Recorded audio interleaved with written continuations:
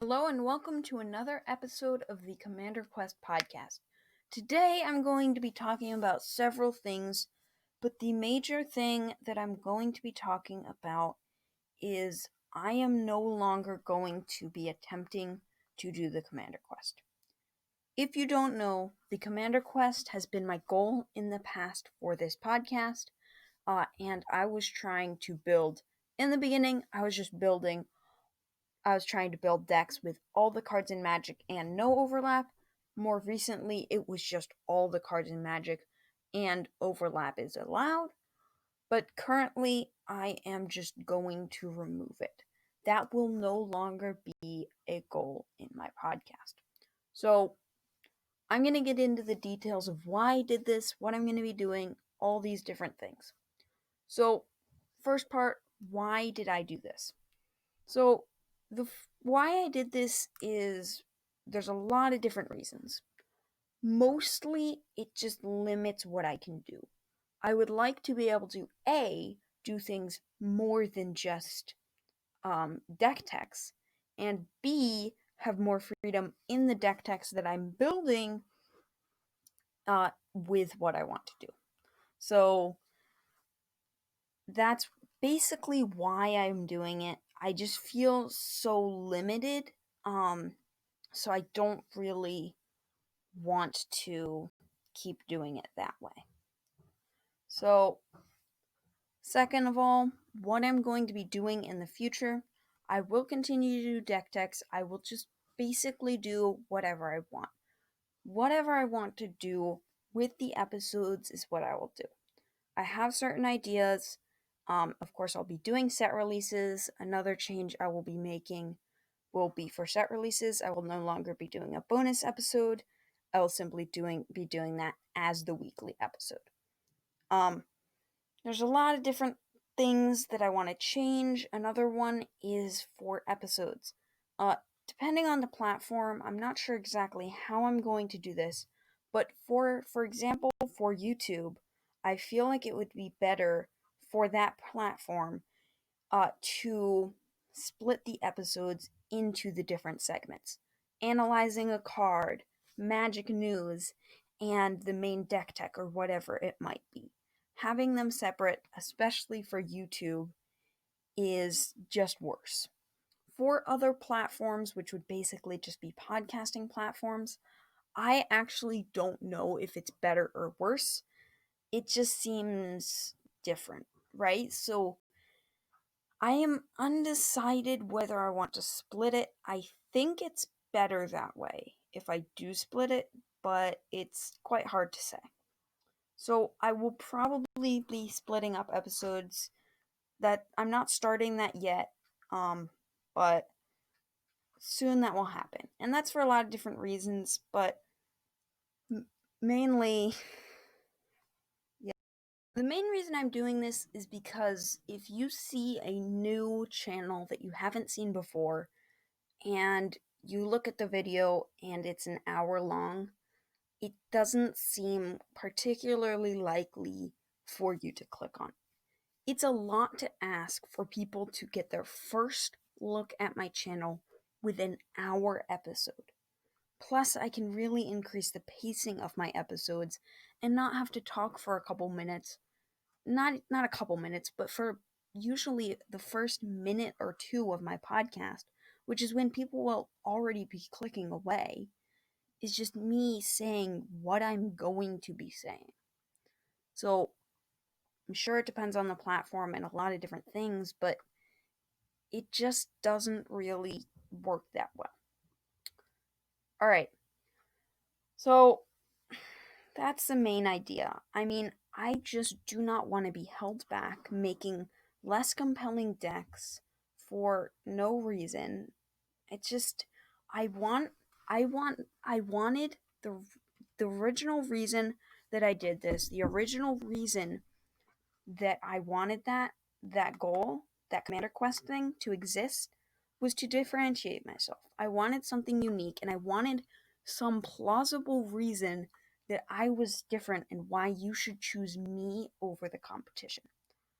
I still want that, but that was not it. that just made my content worse. That just meant that my decks were less compelling. I just was limited.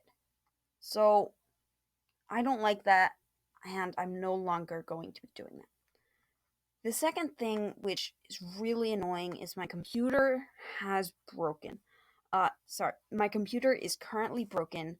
I can still record and release these, but it's going to be a significant decrease in quality for hopefully about a week or two. Most likely, maybe even a month or something. It has to be fixed. I was just using it, and suddenly there was just smoke coming out of the computer. So I really don't know what happened. Hopefully it'll fall under warranty, and hopefully I can get it fixed.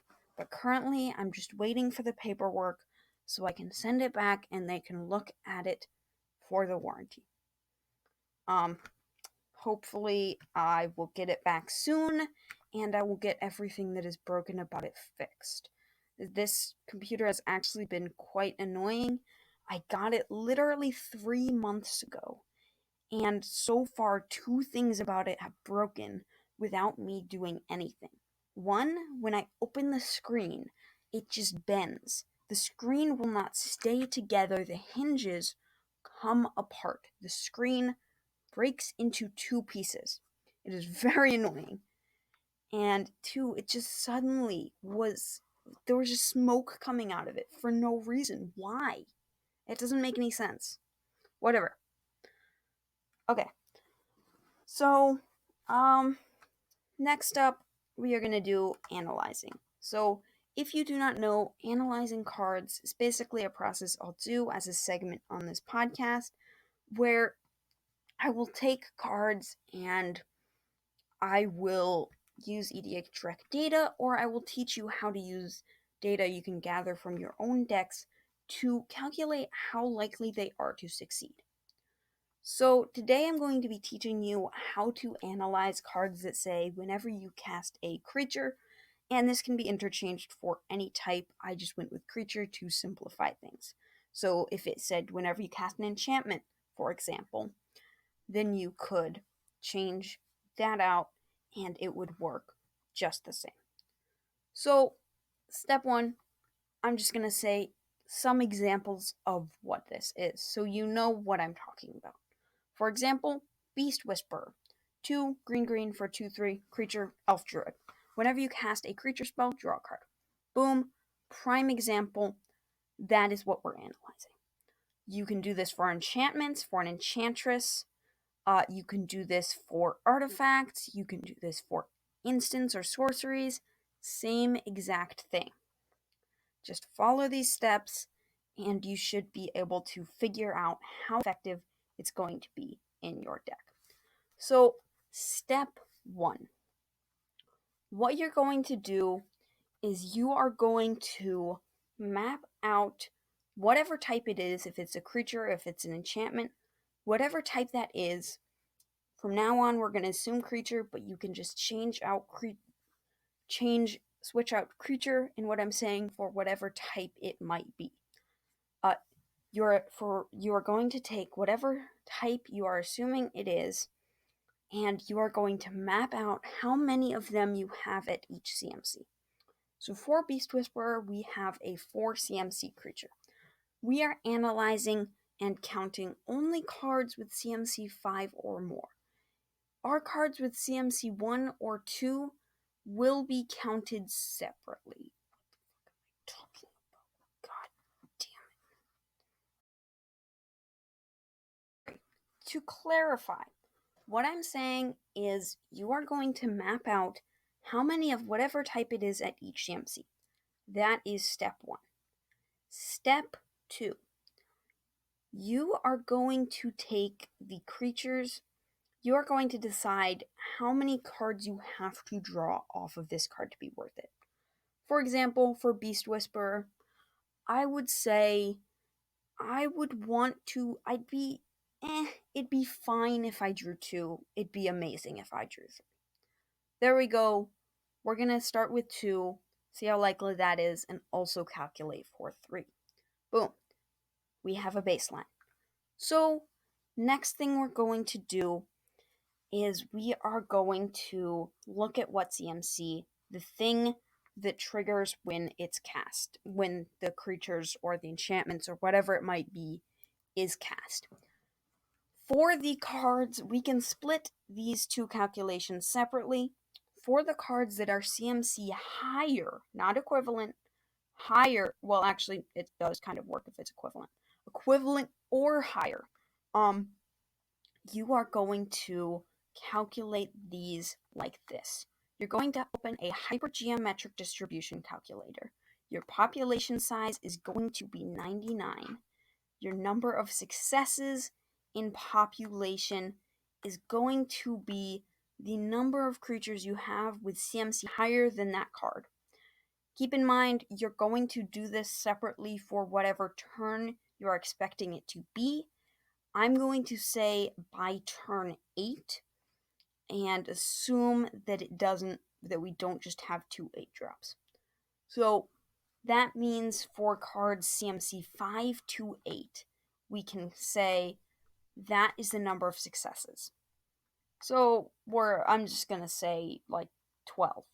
Seems maybe a little high, but that's what I'm going to go with. Sorry, CMC 4 to 8.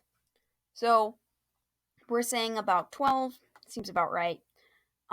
Then our sample size is going to be whatever turn it is plus 7, so 15 in this case. And the number of successes in sample is the number that we want to get. Now, this is where it gets a little bit different. Now, that's not what we're doing. Usually you would do that, but what you're going to do is you are going to calculate the average that you're going to get. So you're going to go through each number until you're at an extremely small number. You're going to put in 1 for the number of successes in sample, then multiply that by the percentage that it is exactly that. So the hypergeometric probability, you'll have to use the calculator that I put in the description in order to get the correct data. You're going to multiply that 1 for the number of successes in sample by the hypergeometric probability. So in this case, we have a 0.301. We currently have 0.301, but we will continue adding to that. Then what we will do is we will bring that number of successes in population up to 2. And we will see that that is a 31% chance. So we are going to add that to 0.31 times 2. Then we're going to continue doing that all the way up until we get to an extremely small number. So 3 is going to be 2.267 times 3. We are still at a sizable number. 0.8 plus that 0.9 is going to be 1.7. We are going to continue going through this until we reach a point where it's not really a noticeable amount. It's just a super, super tiny fraction, right? Currently, we're not there yet, but we are getting there. We're at 0.07, so we're basically over. And then if we do one more all the way up to 6, it just becomes a ridiculously small number. I mean, that's 1%, so if you want to add that 1%, then go ahead. So then, once we have done that, we have this number, 2.09. That is the number of cards you can expect to draw on average from turns 5 to 8 with cards CMC 5 or 4 to 8.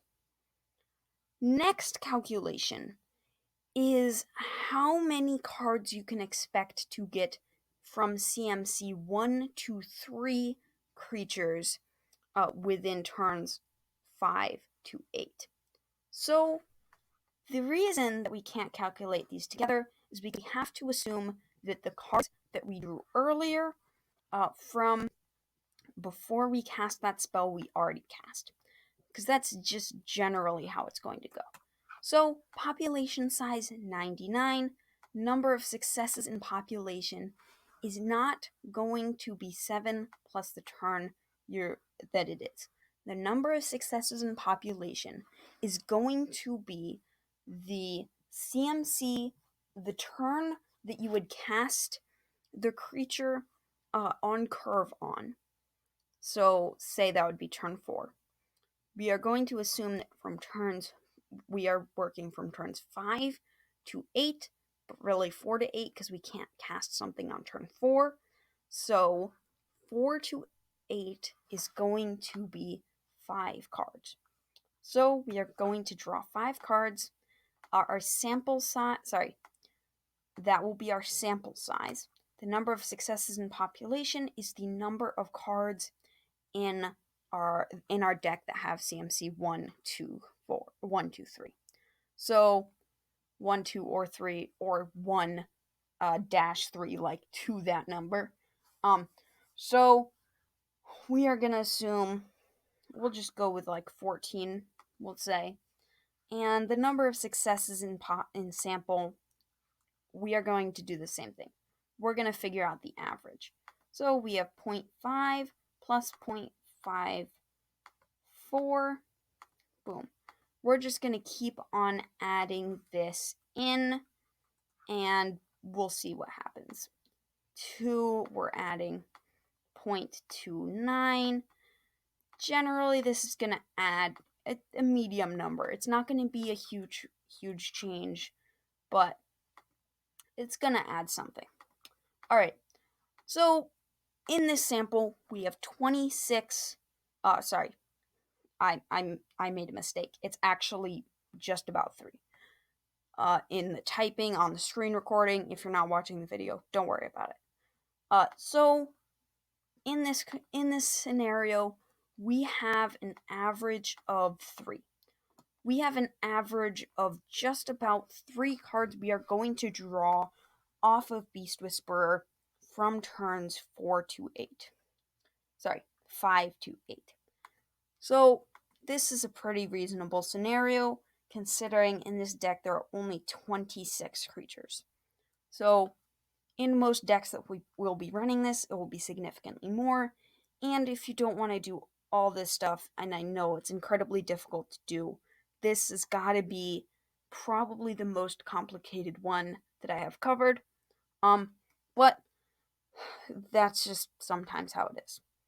If you don't want to do this calculation, judging by what I found on how easy in this super conservative scenario, how playable this still is, I would say, it's not even playable, it's incredibly powerful.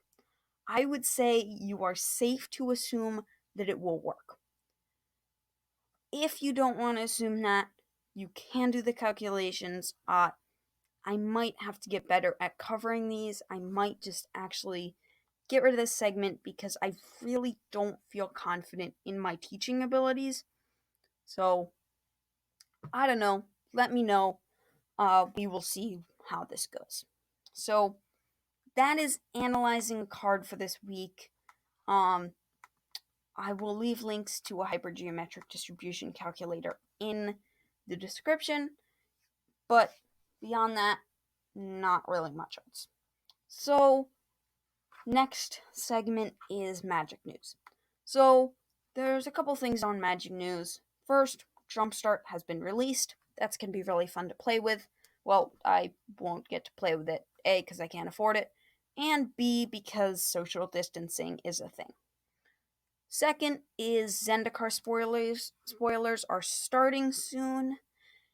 And third is a pretty major thing. So, it being major is debatable. Basically, Wizards of the Coast has decided to it has decided to temporarily reinstate in-store play suspension in the US and LATAM, which I don't know where that is, but if you live there, you probably will. So that means, well, this could mean several things. The technical definition, if your playgroup, if your store wants to continue running game nights, they can. That just means that you will not sync up to your DCI number, which most people don't care about. If you do, that's sad. So, generally, it doesn't mean much. Your stores can still run them. Um, Mainly, the biggest impact will just be this causing stores to choose not to run any.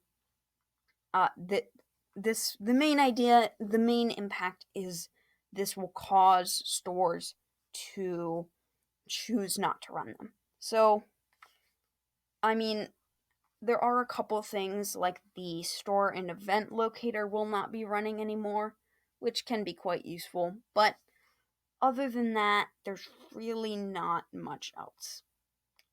I mean, it might have a small impact, but it will last until the Zendikar Rising pre-release. So, it'll be fine. We'll see what happens. I don't really think there will be much of an impact. Thank you for listening, and I will see you next week.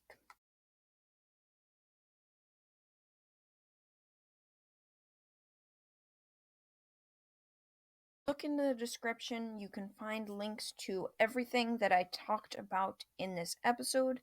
You can find my personal architect, my Commander Quest architect, my website, my Discord server. You can email me. You can find a link to the hypergeometric distribution calculator, and you can send me a voice message, which is basically just something I can include in my podcast. Don't forget to like, subscribe, share with your friends. Anything really, you know the drill. Thank you for listening, and I will see you next time.